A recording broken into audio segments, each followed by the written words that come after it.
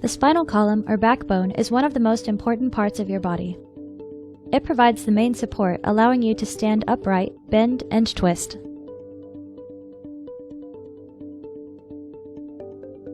"33 individual bones interlock with each other to form the spinal column.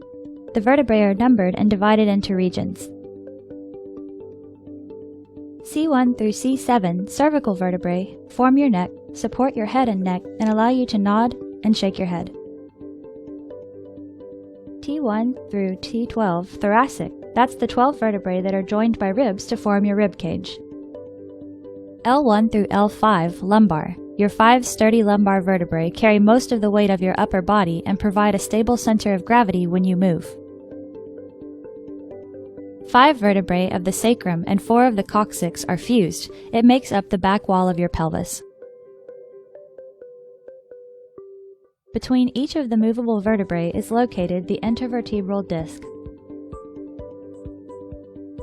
Intervertebral discs consist of a thick outer layer with a crisscrossing fibrous structure, annulus, that surrounds the soft, gel-like center, the nucleus. Discs function like shock-absorbing springs.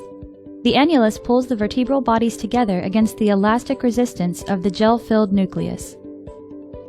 When you bend, the nucleus acts like a ball bearing, allowing the vertebral bodies to roll over the incompressible gel. Each disc works in concert with 2 facet joints, forming a spinal motion segment. The biomechanical function of each pair of facet joints is to guide and limit the movement of the spinal motion segment. The surfaces of the joint are coated with cartilage that helps each joint move smoothly.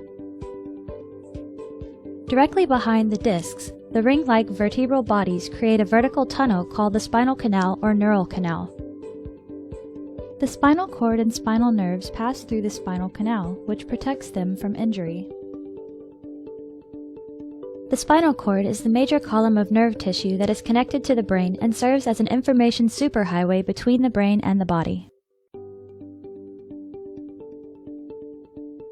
The nerves in your spinal cord branch off to form pairs of nerve roots that travel through the small openings between your vertebrae, intervertebral foramens. This is the condition of a normal lumbar intervertebral disc. As a disc degenerates and breaks down, the inner core can leak out through the outer portion of the disc. This condition is known as a disc herniation, which puts direct pressure on the nerve.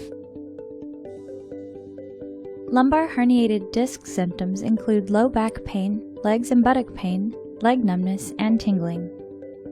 Endoscopic lumbar discectomy is a minimally invasive procedure for treating lumbar herniated disc. First, a thin guide wire is placed under X-ray control down to the involved level of the spine. A tapered dilator is inserted over the guide wire.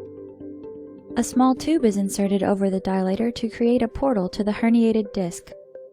The endoscope is placed through the tube and the discectomy is performed. Using special instruments, your surgeon can now microsurgically remove the herniation, thereby relieving nerve root compression. The incision is closed with a stitch or 2 and the procedure is complete. Advantages of endoscopic lumbar discectomy include the following: minimally invasive, short recovery, high success rates, minimal to no blood loss, preservation of spinal mobility, small incision and minimal scar tissue formation. Patients are typically able to go home in a few hours.